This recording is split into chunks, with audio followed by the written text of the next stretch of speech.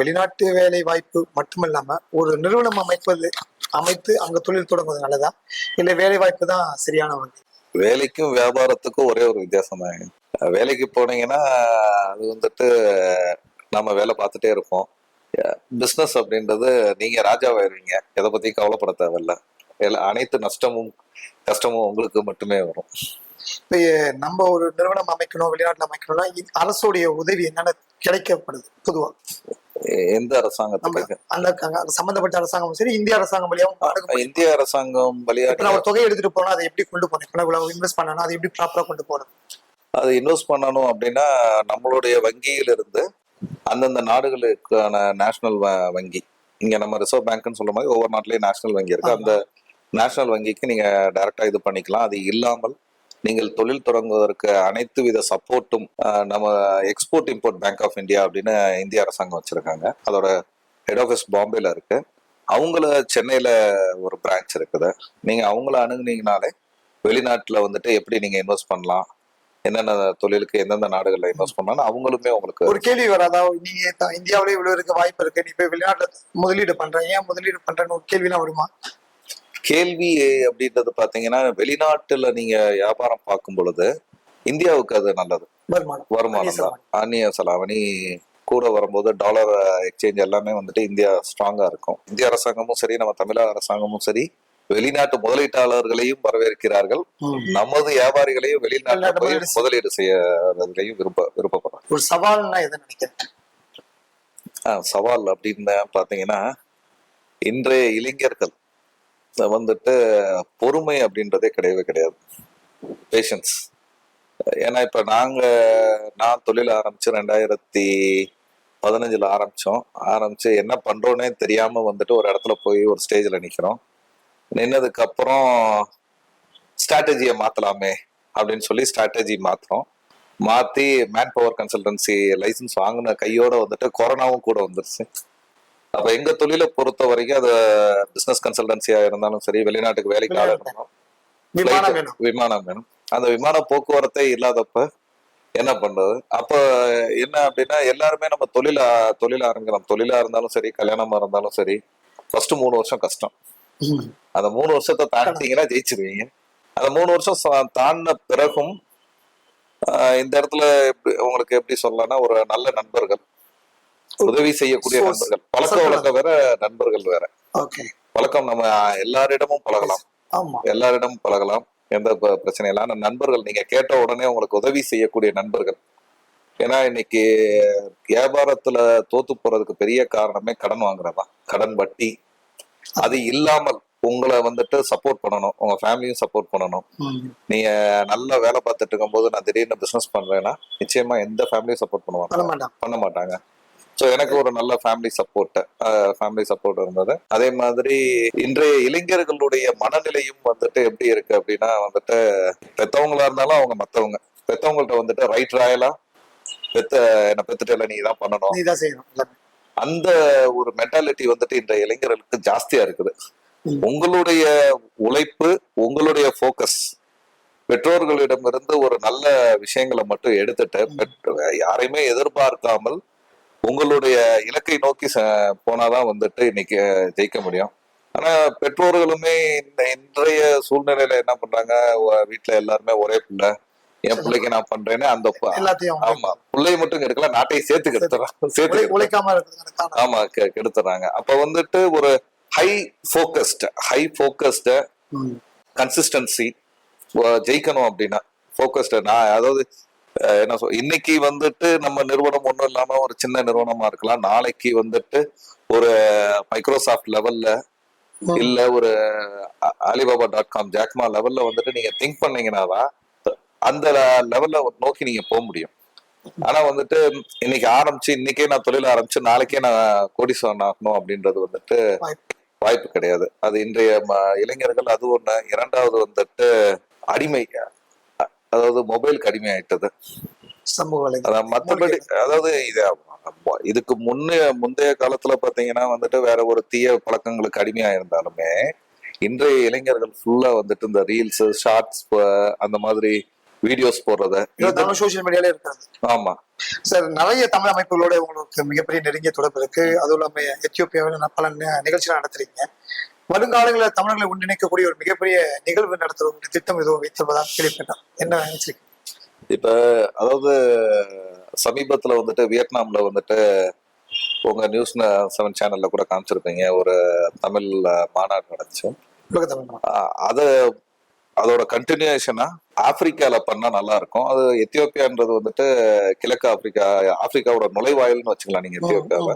அங்க வந்துட்டு நம்ம ஒரு 1000-2000 தமிழர்களை ஒன்று கூட்டி ஒரு பெரிய லெவல்ல உங்களை போன்ற ஊடகங்களின் சப்போர்ட்டோட சிறந்த தமிழ் மாநாடு நடத்தலாம்.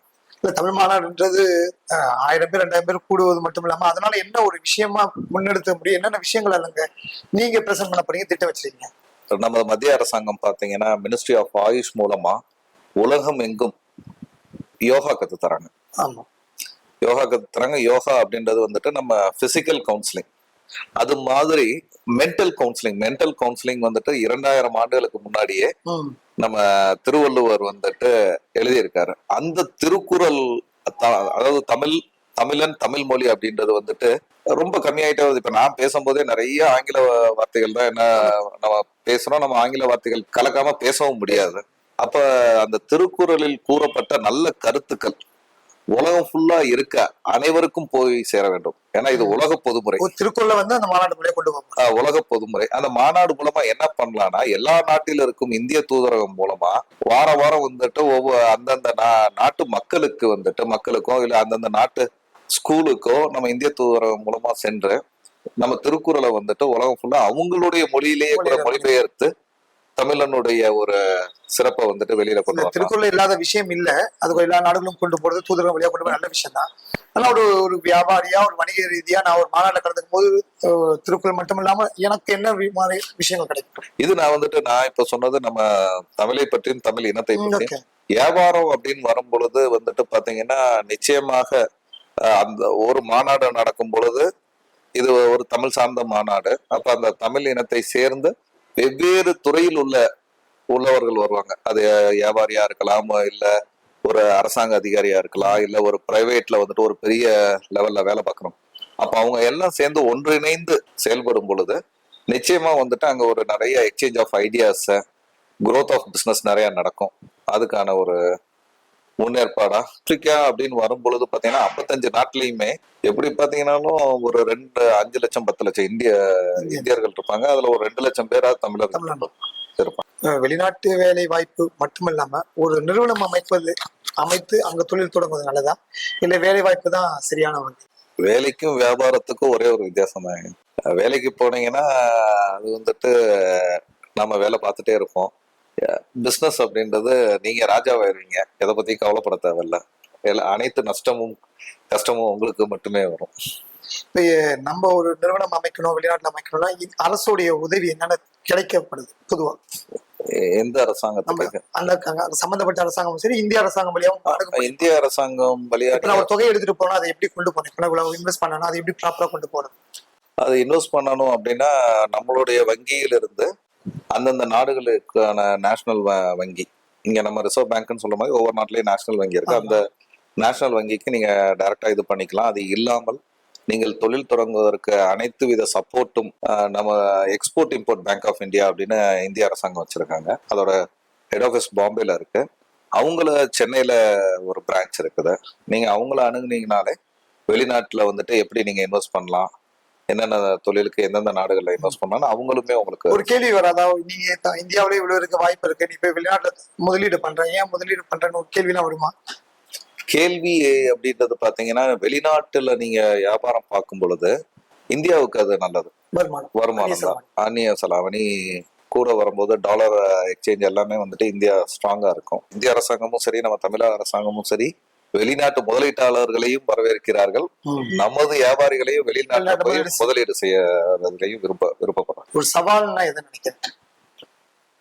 சவால் அப்படின்னு பாத்தீங்கன்னா இன்றைய இளைஞர்கள் வந்துட்டு பொறுமை அப்படின்றதே கிடையாது.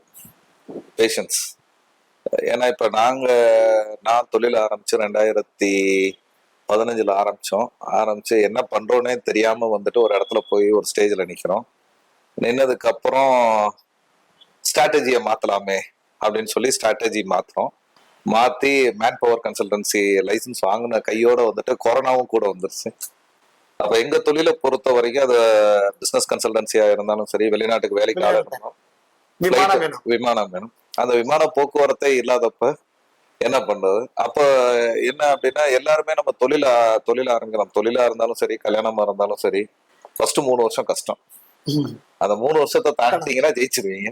அந்த 3 வருஷம் தாண்டின பிறகும் இந்த இடத்துல உங்களுக்கு எப்படி சொல்லலாம்னா, ஒரு நல்ல நண்பர்கள், உதவி செய்யக்கூடிய நண்பர்கள், பழக்க வழக்கம் வேற, நண்பர்கள் வேற. பழக்கம் நம்ம எல்லாரிடமும் பழகலாம், எல்லாரிடமும் பழகலாம், எந்த பிரச்சனை இல்லை. ஆனா நண்பர்கள், நீங்க கேட்ட உடனே உங்களுக்கு உதவி செய்யக்கூடிய நண்பர்கள். ஏன்னா இன்னைக்கு வியாபாரத்துல தோத்து போறதுக்கு பெரிய காரணமே கடன் வாங்குறதுதான், கடன் வட்டி. அது இல்லாமல் உங்களை வந்துட்டு சப்போர்ட் பண்ணணும், உங்க ஃபேமிலியும் சப்போர்ட் பண்ணணும். நீங்க நல்ல வேலை பார்த்துட்டு இருக்கும் போது நான் திடீர்னு பிசினஸ் பண்றேன்னா நிச்சயமா எந்த ஃபேமிலியும் சப்போர்ட் பண்ணுவாங்க? பண்ண மாட்டாங்க. ஸோ எனக்கு ஒரு நல்ல ஃபேமிலி சப்போர்ட் இருந்தது. அதே மாதிரி இன்றைய இளைஞர்களுடைய மனநிலையும் வந்துட்டு எப்படி இருக்கு அப்படின்னா வந்துட்டு, பெத்தவங்களா இருந்தாலும் அவங்க மத்தவங்க, பெத்தவங்கள்ட்ட வந்துட்டு ரைட் ராயலா என்ன பெத்துட்டு நீ தான் பண்ணணும், அந்த ஒரு மென்டாலிட்டி வந்துட்டு இன்றைய இளைஞர்களுக்கு ஜாஸ்தியா இருக்குது. உங்களுடைய உழைப்பு, உங்களுடைய போக்கஸ், பெற்றோர்களிடமிருந்து ஒரு நல்ல விஷயங்களை மட்டும் எடுத்துட்டு யாரையுமே எதிர்பார்க்காமல் உங்களுடைய இலக்கை நோக்கி போனாதான் வந்துட்டு இன்னைக்கு ஜெயிக்க முடியும். ஆனா பெற்றோர்களுமே இன்றைய சூழ்நிலையில என்ன பண்றாங்க, வீட்டுல எல்லாருமே ஒரே பிள்ளை, என் பிள்ளைக்கு நான் பண்றேன்னு அந்த ஆமா பிள்ளைய மட்டும் கெடுக்கல, நாட்டையும் சேர்த்து கெடுத்துறாங்க. ஆமா கெடுத்துறாங்க. அப்ப வந்துட்டு ஒரு ஹை போக்கஸ்ட கன்சிஸ்டன்சி ஜெயிக்கணும் அப்படின்னா போக்கஸ்ட, நான் அதாவது என்ன இன்னைக்கு வந்துட்டு நம்ம நிறுவனம் ஒண்ணும் இல்லாம ஒரு சின்ன நிறுவனமா இருக்கலாம், நாளைக்கு வந்துட்டு ஒரு மைக்ரோசாஃப்ட் லெவல்ல இல்ல ஒரு alibaba.com ஜாக்மா லெவல்ல வந்துட்டு நீங்க திங்க் பண்ணீங்கன்னாதான் அந்த லெவல்ல நோக்கி நீங்க போக முடியும். ஆனா வந்துட்டு இன்னைக்கு ஆரம்பிச்சு, இன்னைக்கே நான் தொழில் ஆரம்பிச்சு நாளைக்கே நான் கோடீஸ்வரன் ஆகணும் அப்படின்றது வந்துட்டு வாய்ப்பு கிடையாது. அது இன்றைய இளைஞர்கள் அது ஒண்ணு. இரண்டாவது வந்துட்டு அடிமை, அதாவது மொபைலுக்கு அடிமை ஆயிட்டது. மற்றபடி அதாவது இதுக்கு முந்தைய காலத்துல பாத்தீங்கன்னா வந்துட்டு வேற ஒரு தீய பழக்கங்களுக்கு அடிமையா இருந்தாலுமே இன்றைய இளைஞர்கள் ஃபுல்லா வந்துட்டு இந்த ரீல்ஸ், ஷார்ட்ஸ், அந்த மாதிரி வீடியோஸ் போடுறத சோசியல் மீடியாலே இருக்காது. ஆமா சார், நிறைய தமிழ் அமைப்புகளோட உங்களுக்கு மிகப்பெரிய நெருங்கிய தொடர்பு இருக்கு. அதுவும் இல்லாம எத்தியோப்பியாவில் பல நிகழ்ச்சிகள் நடத்துறீங்க. வருங்காலங்களில் தமிழர்களை ஒன்றிணைக்கக்கூடிய ஒரு மிகப்பெரிய நிகழ்வு நடத்துற திட்டம் எதுவும் வைத்திருப்பதாக கேள்விப்பட்டேன். என்ன நினைச்சிருக்கீங்க? இப்ப அதாவது சமீபத்துல வந்துட்டு வியட்நாம்ல வந்துட்டு உங்க நியூஸ் 7 சேனல்ல கூட காமிச்சிருப்பீங்க, ஒரு தமிழ் மாநாடு நடந்துச்சு. அதோட கண்டினியூஷனா ஆப்பிரிக்கால பண்ணா நல்லா இருக்கும். அது எத்தியோப்பியான்றது வந்துட்டு கிழக்கு ஆப்பிரிக்காவோட நுழைவாயில்னு வச்சுக்கலாம் நீங்க எத்தியோப்பியாவை. அங்க வந்துட்டு நம்ம ஒரு 1000-2000 தமிழர்களை ஒன்று கூட்டி ஒரு பெரிய லெவல்ல உங்களை போன்ற ஊடகங்களின் சப்போர்ட்டோட சிறந்த தமிழ் மாநாடு நடத்தலாம். தமிழ் மாநாடுன்றது 1000 பேர் 2000 பேர் கூடுவது மட்டும் இல்லாம அதனால என்ன ஒரு விஷயமா முன்னெடுத்த முடியும், என்னென்ன விஷயங்கள் அல்லங்க நீங்க பிரசன்ட் பண்ண போறீங்க, திட்டம் வச்சிருக்கீங்க? நம்ம மத்திய அரசாங்கம் பாத்தீங்கன்னா மினிஸ்ட்ரி ஆஃப் ஆயுஷ் மூலமா உலகம் எங்கும் யோகா கத்து தராங்க.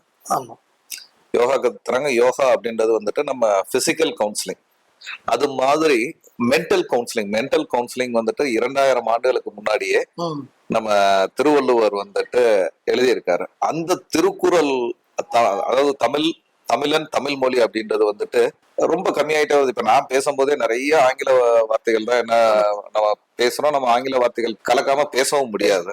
அப்ப அந்த திருக்குறளில் கூறப்பட்ட நல்ல கருத்துக்கள் உலகம் ஃபுல்லா இருக்க அனைவருக்கும் போய் சேர வேண்டும். ஏன்னா இது உலக பொதுமுறை. திருக்குறளை வந்து அந்த மாநாடு மூலம் கொண்டு போவாங்க. உலக பொதுமுறை. அந்த மாநாடு மூலமா என்ன பண்ணலாம்னா, எல்லா நாட்டில இருக்கும் இந்திய தூதரகம் மூலமா வாரம் வந்துட்டு அந்தந்த நாட்டு மக்களுக்கோ இல்ல அந்தந்த நாட்டு ஸ்கூலுக்கோ நம்ம இந்திய தூதரகம் மூலமா சென்று நம்ம திருக்குறளை வந்துட்டு உலகம் ஃபுல்லா அவங்களுடைய மொழியிலேயே கூட மொழிபெயர்த்து தமிழனுடைய ஒரு சிறப்பை வந்துட்டு வெளியில கொண்டு இந்த வரலாம். திருக்குறள் இல்லாத விஷயம் இல்ல. அது எல்லா நாடுகளும் கொண்டு போறது, தூதர்கள் வழியா கொண்டு போறது நல்ல விஷயம் தான். ஆனா ஒரு வியாபாரியா, ஒரு வணிக ரீதியா நான் ஒரு மாநாட்டில் கலந்துக்கும் போது திருக்குறள் மட்டும் இல்லாம எனக்கு என்ன மாதிரி விஷயங்கள் கிடைக்கும்? இது நான் இப்ப சொன்னது நம்ம தமிழை பற்றியும் தமிழ் இனத்தை பற்றியும். ஓகே. வியாபாரம் அப்படின்னு வரும் பொழுது வந்துட்டு பாத்தீங்கன்னா நிச்சயமாக அந்த ஒரு மாநாடு நடக்கும் பொழுது இது ஒரு தமிழ் சார்ந்த மாநாடு. அப்ப அந்த தமிழ் இனத்தை சேர்ந்து வெவ்வேறு துறையில் உள்ளவர்கள் வருவாங்க. அது வியாபாரியா இருக்கலாம், இல்ல ஒரு அரசாங்க அதிகாரியா இருக்கலாம், இல்ல ஒரு பிரைவேட்ல வந்துட்டு ஒரு பெரிய லெவல்ல வேலை பார்க்கணும். அப்ப அவங்க எல்லாம் சேர்ந்து ஒன்றிணைந்து செயல்படும் பொழுது நிச்சயமா வந்துட்டு அங்க ஒரு நிறைய exchange of ideas, growth of business நிறைய நடக்கும். அதுக்கான ஒரு முன்னேற்பாடா ஆப்பிரிக்கா அப்படின்னு வரும் பொழுது பாத்தீங்கன்னா 55 நாட்டிலையுமே எப்படி பாத்தீங்கன்னாலும் ஒரு 5 லட்சம் 10 லட்சம் இந்தியர்கள் இருப்பாங்க. அதுல ஒரு 2 லட்சம் பேரா தமிழர்கள் இருப்பாங்க.